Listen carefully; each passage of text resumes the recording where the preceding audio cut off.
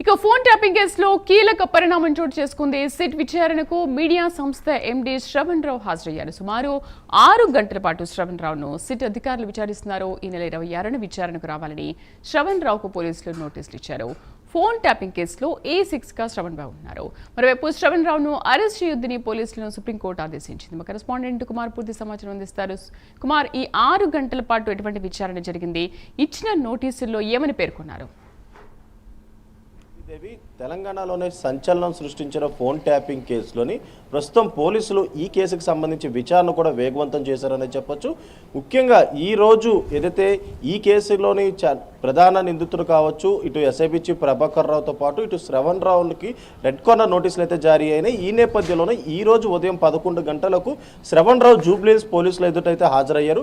Phone tapping case విచారణకు సంబంధించి ఈ నెల 26వ తారీఖుని ఏదైతే శ్రవణ్ రావుకి పోలీసులు అయితే నోటీసులు జారీ చేశారు. ముఖ్యంగా విచారణకు హాజరవ్వాలంటూ కూడా ఈ నోటీసులో పేర్కొన్న నేపథ్యంలోని ఇటు శ్రవణ్ రావు కుటుంబ సభ్యులు కూడా ఇటు పోలీసులకి అయితే సమాచారం ఇచ్చారు.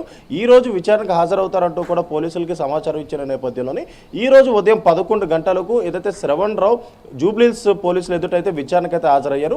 ముఖ్యంగా ఈ ఫోన్ ట్యాపింగ్ కేసుకు సంబంధించి ఇటు శ్రవణ్ రావుతో పాటు ఎస్ఐబి చీఫ్ ప్రభాకర్ రావు చాలా ఇంపార్టెంట్ వ్యక్తులు అనే చెప్పొచ్చు.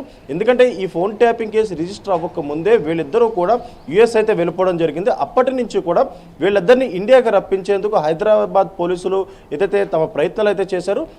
కొద్ది రోజుల క్రితం ఏదైతే ఇటు ఇంటర్పోల్ను ఆశ్రయించి వీళ్ళిద్దరిపై రెడ్ కార్నర్ నోటీసులు జారీ చేయాలంటూ కూడా ఇటు సిబిఐతోని ఇంటర్పోల్ ఆఫీసర్స్ కూడా ఏదైతే సిఫార్సు చేయడం జరిగింది. రీసెంట్గా వీళ్ళిద్దరిపై కూడా రెడ్ కార్నర్ నోటీసులు అయితే జారీ అయినాయి. ఈ నేపథ్యంలోనే ఇటు శ్రవణ్ రావు ముందుగానే సుప్రీంకోర్టును అయితే ఆశ్రయించారు. సుప్రీంకోర్టులోని తనను అరెస్ట్ చేయకుండా ఉండేందుకు ఆర్డర్స్ ఇవ్వాలంటూ కూడా ఏదైతే సుప్రీంకోర్టులో పిటిషన్ దాఖలు చేసిన నేపథ్యంలోని ఇటు సుప్రీంకోర్టు కూడా ఏదైతే శ్రవణ్ రావును మాత్రం అరెస్ట్ చేయొద్దంటూ కూడా పోలీసులకైతే ఆర్డర్స్ పాస్ చేసింది. అలాగే మరొక పక్క శ్రవణ్ రావును కూడా ఈ విచారణకు సహకరించాలంటూ కూడా ఇటు సుప్రీంకోర్టు ఆర్డర్స్ పాస్ చేయడంతో కూడా ఈ నెల 26వ తారీఖుని హైదరాబాద్ పోలీసులు శ్రవణ్ రావుకి అయితే నోటీసులు అయితే జారీ చేశారు. ఈ నోటీసుల నేపథ్యంలోనే ఈ రోజు ఉదయం 11 గంటలకి ఫోన్ ట్యాపింగ్ విచారణకైతే శ్రవణ్ రావు మొట్టమొదటిసారి అయితే హాజరవడం జరిగింది. ముఖ్యంగా ఈ కేసుకు సంబంధించి ప్రణీత్ రావు ఇచ్చిన ఇన్ఫర్మేషన్ ప్రకారం చూసుకున్నట్టయితే ఇటు శ్రవణ్ రావు అలాగే ఎస్ఐబి చీఫ్ ప్రభాకర్ రావు ఇద్దరు పాత్ర ఈ ఫోన్ ట్యాపింగ్ కేసులో చాలా ఇంపార్టెంట్ అనేది అయితే మనకైతే తెలుస్తుంది. ముఖ్యంగా వీళ్ళిద్దరిని విచారించేందుకు మొదటి నుంచి కూడా హైదరాబాద్ పోలీసులు చాలా విశ్వ ప్రయత్నాలు అయితే చేశారు.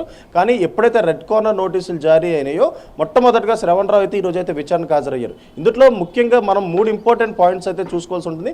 ఎందుకంటే ఫోన్ ట్యాపింగ్ వ్యవహారాల్లోని ఇటు ప్రణీత్ రావుతో పాటు భుజంగరావు, తిరుపతన్న, రాధాకిషన్ రావు వీళ్ళందరూ ఇచ్చిన స్టేట్మెంట్ ప్రకారంగా ఏదైతే శ్రవణ్ రావే ఇటు ఎస్ఐబి చీఫ్ ప్రభాకర్ రావుకి ఏదైతే ఈ ఫోన్ ట్యాపింగ్కి సంబంధించి ఆదేశాలు జారీ చేసినట్లయితే తెలుస్తుంది.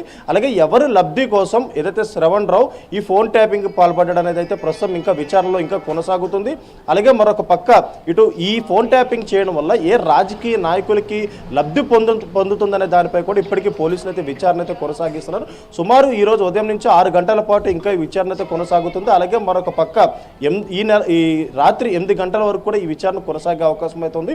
ఎందుకంటే గత బీఆర్ఎస్ హయాంలోని అప్పటి ప్రతిపక్ష నేతలుగా ఉన్న ఇటు రేవంత్ రెడ్డితో పాటు ఇటు బీజేపీలోని అగ్రనాయకుల ఫోన్లు కూడా ట్యాప్ చేశారు.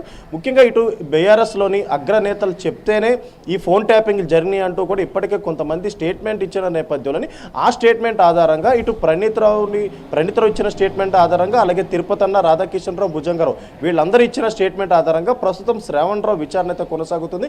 ఇంకా ఎస్ఐబి చీఫ్ ప్రభాకర్ రావు విచారణ అయితే ఇంకా పెండింగ్లో ఉంది.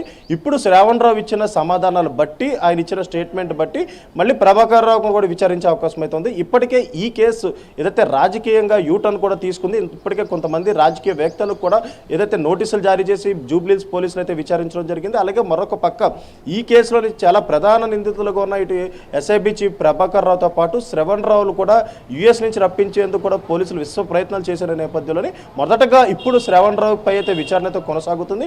ఈ రోజు 8 గంటల వరకు కూడా ఇలా విచారణ అయితే కొనసాగుతుంది. ఫోన్ ట్యాపింగ్ కేసులో చాలా కీలకమైన ఇన్ఫర్మేషన్ శ్రవణ్ రావు దగ్గర నుంచి అయితే పోలీసులు రాబడుతున్నట్టు తెలుస్తుంది. ఎందుకంటే బీఆర్ఎస్లోని అగ్రనేతలు ఈ ఫోన్ ట్యాపింగ్లో ఇన్వాల్వ్ అయ్యారంటూ కూడా ఇప్పటికే ప్రధానంగా మనకైతే తెలిసిన విషయమే. అలాగే మరొక పక్క ఈ అగ్రనేతలు ఎవరు, బీఆర్ఎస్లో ఏ అగ్రనేత చెప్పితే ఇటు శ్రవణ్ రావు, ఎస్ఐబి చీఫ్ ప్రభాకర్ రావుతో పాటు తిరుపతన్న, భుజంగరావు, రాధాకిషన్ రావు అలాగే ఇటు ప్రణీత్ రావు వీళ్ళందరికీ ఈ ఫోన్ ట్యాపింగ్ చేయాలంటూ కూడా శ్రవణ్ రావు నుంచే ఆదేశాలు వచ్చినట్లయితే ప్రస్తుతం మనకైతే తెలుస్తుంది. ఇప్పుడు శ్రవణ్ రావు ఇచ్చిన స్టేట్మెంట్ ప్రకారం ఎస్ఐబి చీఫ్ ప్రభాకర్ రావును కూడా విచారించే అవకాశం అవుతుంది. ఇప్పటికే శ్రవణ్ రావుని సుప్రీంకోర్టు అరెస్ట్ చేయొద్దన్నారు కాబట్టి అరెస్ట్ చేయకుండా కేవలం విచారిస్తారు. ఈ రోజు రాత్రి 8 గంటల వరకు కూడా శ్రవణ్ రావు విచారణ అయితే కొనసాగుతుంది. Sridevi. Right Kumar, thank you.